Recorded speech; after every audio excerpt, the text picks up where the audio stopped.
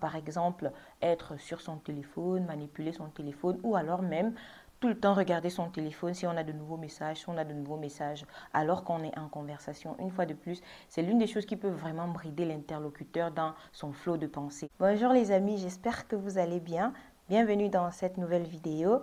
Vous l'avez vu aujourd'hui, je reviens avec une nouvelle vidéo, chit-chat, dans laquelle on va parler de l'importance d'écouter et d'être écouté. Qui qu'on soit et quelle que soit notre force de caractère au quotidien, on a tous vécu ce moment dans la vie où on a vraiment besoin d'être écouté. Et je voulais revenir un peu sur l'importance d'écouter, mais vraiment de bien écouter. Et sans plus tarder, on va commencer maintenant. Récemment, j'ai vécu une expérience qui m'a quand même laissé pantoise. À savoir que j'ai discuté avec une amie et au cours de la conversation, je me suis rendu compte que déjà que ce n'était pas vraiment une conversation, c'était plus un moment où elle avait vraiment besoin que je l'écoute et donc je me suis mise à sa disposition pour cela. Et au fur et à mesure qu'on parlait et qu'elle s'ouvrait à moi, je me suis rendu compte qu'en réalité, elle revenait sur des faits, sur certaines situations et les émotions que ça avait réveillées en elle qui dataient d'il y a bien longtemps. Et je me suis dit, mais tout ceci, on aurait déjà dû en parler en fait. Elle aurait déjà dû avoir l'occasion de me parler de ceci. Et cela m'a fait réfléchir sur l'importance vraiment d'écouter une personne et aussi l'importance pour une personne de pouvoir parler, de pouvoir s'ouvrir à une personne lorsqu'elle en a besoin. Et donc, au fur et à mesure que j'y pensais, je me suis dit, quelle est la bonne manière d'écouter en fait? Comment bien écouter une personne?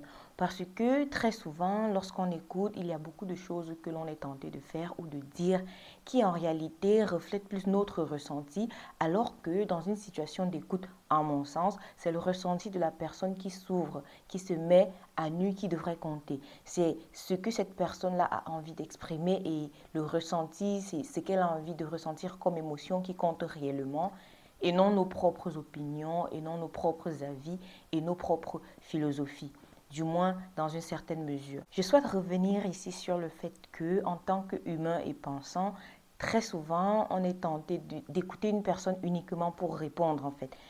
Écouter une personne uniquement pour relancer, pour tout de suite dire ce qu'on pense, donner notre opinion, partager notre avis.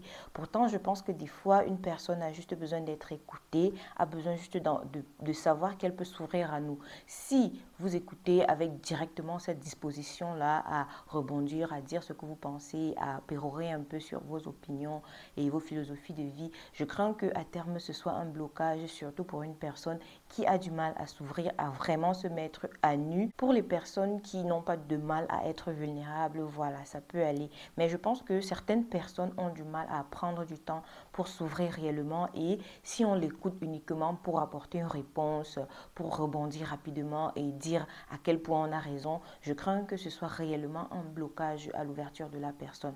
D'ailleurs, ce que je pointe du doigt ici ne se reflète pas uniquement dans les situations de conversation, mais également sur les réseaux sociaux par exemple, où généralement, en tant que créateur ou créatrice, une personne publie une opinion et vous répondez en partageant votre expérience par rapport à ce que la personne a partagé.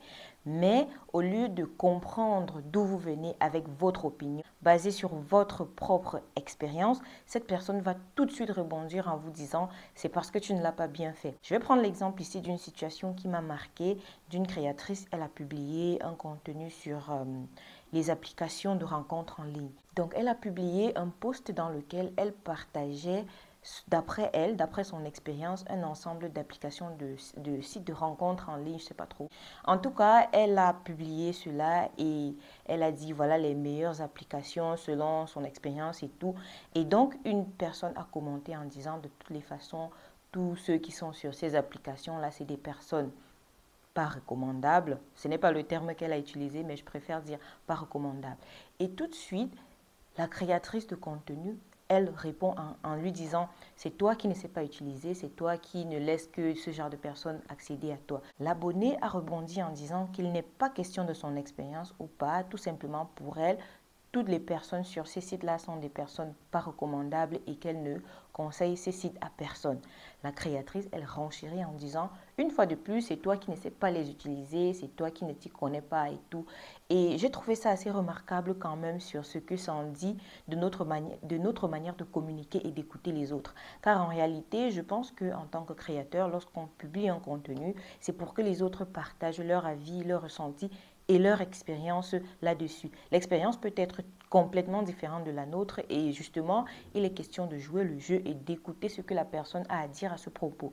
Mais là, on est en face d'une personne qui publie un contenu, est convaincue d'une opinion et une fois que l'opinion d'une personne va à l'encontre de ce que la personne avait au départ, bah non, c'est la personne qui n'y comprend pas, qui n'y connaît rien et ainsi de suite.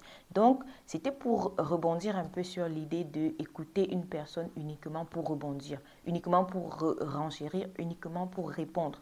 Pour dire que parfois la meilleure manière d'écouter n'est pas d'écouter pour répondre, n'est pas d'écouter pour partager son opinion, mais réellement de laisser une personne se mettre à nu, d'écouter une personne et vraiment d'entendre ce que la personne a à partager, quand bien même ce partage, quand bien même cette opinion est complètement divergente de la nôtre. D'ailleurs, pour rebondir sur les questions de différence d'opinion, ça m'amène justement à aborder un autre angle de la question qui est notamment lorsqu'on écoute une personne tout en étant tenté ou alors en étant tout de suite sur une posture de juger la personne. Nous ne savons pas ce que les gens ont vécu, ce que les gens vivent.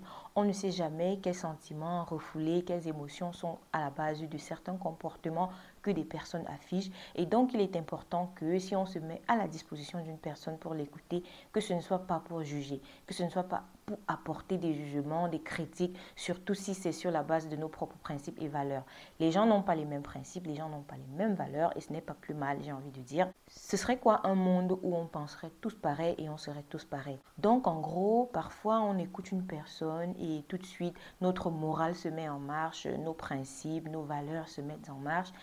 Et ce qu'on fait tout de suite, c'est commencer à juger. J'aimerais qu'on garde à l'esprit que ce genre de comportements peuvent à terme empêcher des personnes qui ont vraiment besoin de parler, de s'ouvrir à nous et d'exprimer les choses exactement telles qu'ils le ressentent. Et on sait tous que parfois, à refouler certaines émotions, à refouler certaines situations très compliquées qu'on vit, ça peut conduire à des situations vraiment compliquées, des névroses, des dépressions. Et franchement, lorsqu'on a une personne proche de nous et qu'une simple conversation, une simple écoute vraiment bienveillante aiderait à se sentir mieux, j'ai envie de dire que c'est le minimum qu'on puisse offrir. D'ailleurs, ça me permet de rebondir en disant que ici, je n'essaye pas de dire tout simplement qu'il est question d'écouter pour donner des réponses à la convenance des sentiments de l'autre ou alors donner des réponses un peu bateau là, juste pour ne pas blesser les émotions de la personne qui s'exprime, mais alors pas du tout. Je pense que c'est très contre-productif de donner des réponses qu'on ne pense pas réellement à une personne qui s'ouvre à nous parce qu'elle est dans le besoin. D'ailleurs, je pense qu'à terme, ça peut être très contre-productif quant à la relation qu'on entretient avec la personne. Donc, écouter une personne revient aussi à ne pas juste dire des choses pour lui plaire, ne pas juste dire des réponses que parce que je sais que cette personne est comme ça, si je donne cette réponse, ça convient complètement. Ça va entièrement dans le sens de ce qu'elle voudrait entendre et justement uniquement dire des choses à cette personne qu'elle veut entendre. Je pense que ça aussi, ça peut être très contre-productif. Je me permets tout de même de renchérir avec certaines attitudes que l'on affiche lorsqu'on écoute une personne, surtout en présentiel, en face à face, qui, je pense, à mon sens, peuvent aussi être délétères. À savoir, par exemple, être sur son téléphone, manipuler son téléphone, ou alors même tout le temps regarder son téléphone si on a de nouveaux messages, si on a de nouveaux messages, alors qu'on est en conversation. Une fois de plus, c'est l'une des choses qui peut vraiment brider l'interlocuteur dans son flot de pensée. Je sais que le téléphone, c'est notre maladie du siècle, je ne m'exclus absolument pas. Seulement, à mon sens, c'est une forme de respect aussi, de vraiment poser son téléphone. Très souvent, ce que je fais, c'est que je le repose, je le retourne tout simplement pour ne pas avoir les messages qui rentrent, afin de vraiment être à la disposition de la personne qui a besoin d'être écoutée. La disponibilité, ce n'est pas seulement venir s'asseoir et se dire, voilà, je t'écoute, raconte-moi tout, mais c'est vraiment de s'ouvrir, de se mettre dans une posture qui dit, je suis là pour toi, je sais que tu as besoin de moi, je suis là pour toi, je suis tout à toi à ce moment et dis-moi exactement, dis-moi tout ce que tu as sur le cœur. c'est ma foi une chose que nous avons beaucoup de mal à faire avec notre téléphone toujours sous la main, avec beaucoup d'entre nous qui travaillons avec nos téléphones. Pour beaucoup, c'est enfin, on est tous d'accord que les téléphones sont indispensables aujourd'hui, mais j'ai envie de dire que le temps d'une conversation, surtout d'une conversation importante, du point de vue de la personne qui a besoin de s'exprimer, de vous dire quelque chose, je pense que ce n'est pas tuant, on ne va pas manquer quelque chose de très grave. Donc voilà les amis, voilà quelques pensées que j'avais envie de partager autour de l'idée d'écouter et d'être écouté aujourd'hui. Je ne sais pas ce que vous en pensez. Dites-moi en commentaire ce que vous pensez qui peut améliorer notre rapport à l'écoute des autres. Dites-moi aussi en commentaire si vous avez une recommandation. Justement, je n'ai pas de recommandation lecture pour cette vidéo, tout simplement parce que je pense que je n'ai jamais vraiment lu quelque chose sur l'écoute. Je ne pense pas avoir déjà lu quelque chose sur l'écoute. Donc, si vous avez une recommandation lecture, n'hésitez pas à la donner en commentaire. Comme ça, on va tous en profiter. Pour aller plus loin, je voulais également vous demander votre avis sur ces vidéos chit-chat dans lesquelles je partage sur un sujet un peu différent à chaque fois. Et j'aimerais demander aussi si vous avez d'autres sujets autour desquels on pourrait partager, des sujets qui touchent à l'humain, à la relation à l'autre, à l'ouverture de soi, à la vulnérabilité, la compréhension, le rapport aux autres, ou même autour de ce qu'on rencontre comme personne et des défis qu'on doit relever au quotidien, que ce soit au niveau professionnel, que ce soit au niveau personnel, je ne sais pas. En tout cas, si vous avez d'autres idées de vidéos chit-chat comme ça, n'hésitez pas à partager en commentaire et je me ferai un plaisir de les explorer un peu avec vous. Je pense que j'aime bien ce format de vidéo parce que voilà, ça me permet également de partager un peu des idées un peu en dehors des vidéos mode et justement, je pense qu'au fur et à mesure de ce genre de partage, on finit par vraiment faire connaissance, enfin vous finissez par vraiment me connaître aussi un peu. Petit aparté à ce niveau de la vidéo pour vous inviter à vous abonner à la chaîne, liker et commenter. Partagez également cette vidéo si elle vous a plu car tout cela m'encourage dans la création de mon contenu. Voilà les amis, c'est tout pour cette vidéo. J'espère qu'elle vous aura plu. On se retrouve très bientôt pour une nouvelle vidéo. D'ici là, portez-vous bien. Bye bye.